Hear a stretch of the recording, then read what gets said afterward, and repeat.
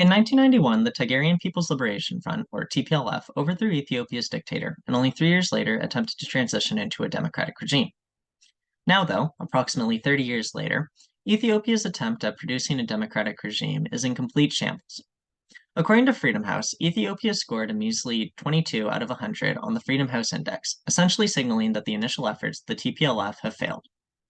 Not all is lost, however, as the failures of Ethiopia's first attempt to democratize make it easy for one to identify the political hurdles the nation must overcome in order to democratize successfully.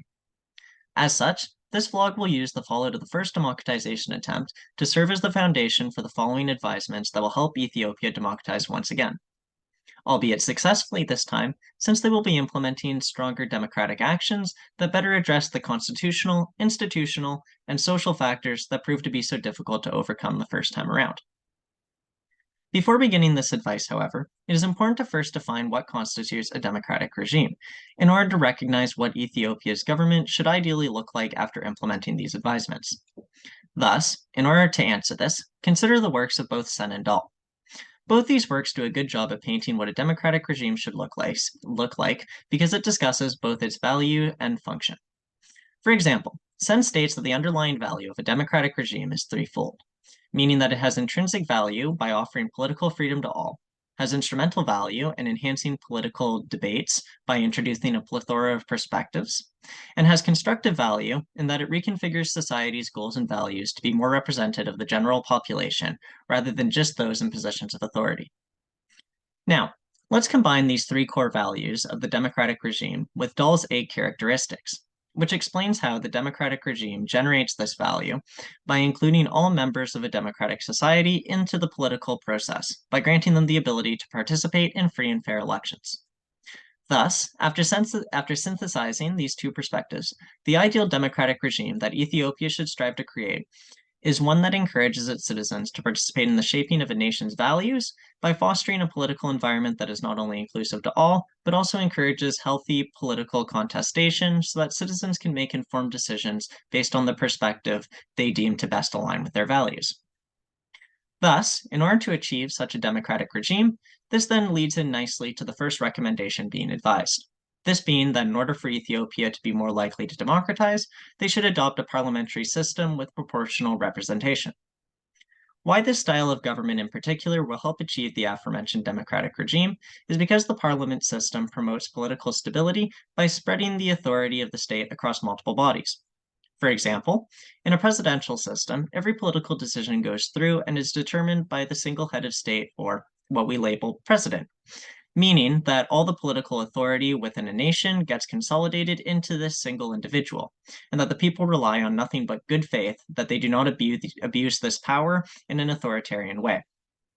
This is what happened the first time around when Ethiopia tried to democratize, as the transitional government chose to institute a pseudo-presidential system that is now getting abused, signaled by Freedom House scoring the free and fair election criteria of the electoral processes in Ethiopia a big 0 out of 8.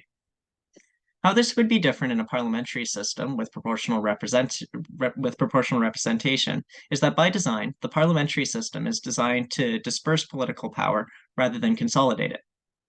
Thus, while this might appear less preferable at first, since having more checks and balances in place slows down the pace of government and by extension its effectiveness at passing policies, in actuality this is a positive, since these various checks of power can test and argue the strength of any given policy, making it more likely that only policies that reflect the values of the people will get passed, as opposed to in a presidential system where policies get passed based on the personalized whims of the president. Similarly, this is also why proportional representation was chosen over plurality as well, to create a system that is more representative of Ethiopia's diverse politics. In a system of plurality, those looking to practice democracy are siphoned into voting for one of two parties that might not be truly reflective of their political views. This might then stop those new to democracy or participating in democracy from participating in the democratic process, since the plural system requires people's political identities to be reflective of the options provided by the state, as opposed to having the state serve as a reflection of the people.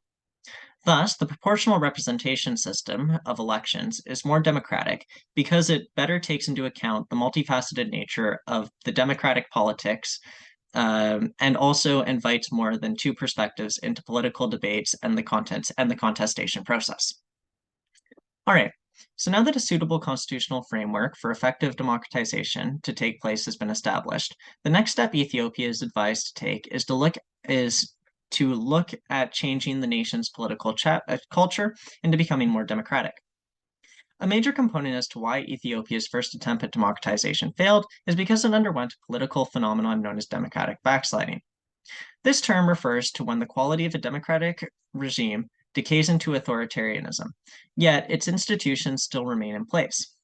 This backsliding process can be caused due to a variety of factors. However, the most common way this occurs is when the citizens within a democracy either lose faith in said institutions and/or lose the political agency needed to be willing to stand up to non-democratic behavior from the incumbent and uphold these democratic values. Thus, in order to achieve and combat democratic backsliding, the new democratic regime must implement policies that achieve the following. First, place strong constraints on executive power. This was already accomplished when a parliamentary constitution was advised over a presidential one. However, Ethiopia can take this one step further by implementing strict policies regarding the adjustment of term limits and when a state can call or declare a state of emergency, as to prevent an opportunistic head of state from boosting the extent of their power. Second, Ethiopia should also look to implement policies early on that reduce income inequality, since democracy is a bottom-up approach to politics, meaning that a population will be more likely to uphold and protect the democratic institutions that prove to be helping them. Lastly, Ethiopia should also look to join an international organization with other democracies in order to formally lock in the democratic reform process. By following these steps, Ethiopia will not only strengthen their institutions from backsliding, but will also experience the transformation of their political culture towards acting more democratic, thereby making it more likely for the citizenry to defend these institutions as well. Lastly, when discussing what the ideal democratic regime looked like, much emphasis was put on the importance of contestation and the ability for people to both challenge and debate the justness of any given political action and make informed choices when exercising their right to vote. As such, in order for such a dialogue to take place, it is imperative that citizens have access to accurate facts so that they are well informed enough for the contestation that takes place within a democracy to be meaningful. As such, it is advised that Ethiopia creates an environment where its citizens can have free access to independent media that does not serve as just a mouthpiece for the state. It has been shown that the media in democratic regimes plays a key role in the contestation process by keeping viewers well informed, but also in upholding the value of democratic institutions by holding incumbents accountable for their actions, either through exposing instances of corruption and/or the incumbent's ineptitude. As such, because the media plays such an important role in how democracy gets practiced, in order for this process to be successful, Ethiopia must foster a media climate that allows for a range of internally or externally diverse perspectives within media outlets to be made available to each member of the citizenry. This means that in order for the democratization process to be effective, all members of society must be free to express and consume ideas in both the physical and digital space. Specifically in regards to digital media, due to the rate that misinformation spreads online, it is understandable that a government might want to place restrictions on what their citizens are being exposed to. However, it is advised that Ethiopia does not succumb to the urge to apply such restrictions overzealously, since such an act is a form of digital authoritarianism and risks stifling the sharing of perspectives that is so integral to a democracy.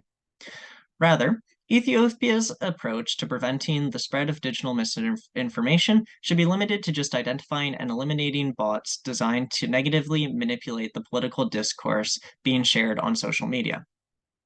Thus, by creating such an inviting atmosphere for diverse media outlets in Ethiopia, the social aspect of democracy will improve significantly, since people will be free to consume and share various perspectives on whatever issues they feel like, thereby creating the political awareness needed for a democracy to function properly. To conclude, in order for a nation to go about the democratization process effectively, each of the constitutional, institutional, and social factors that are essential for the sound governance of a democracy must be addressed. In their first attempt at democratization, Ethiopia ignored these key aspects of their democratic regime, and thus it failed. However, should it heed this flog's advice and constitute a parliamentary system with proportional representation that looks to both foster an inclusive environment to a diverse array of media outlets, as well as aims to implement policies that strengthen democracy's institutions, then Ethiopia will be successful at democratizing a second time around.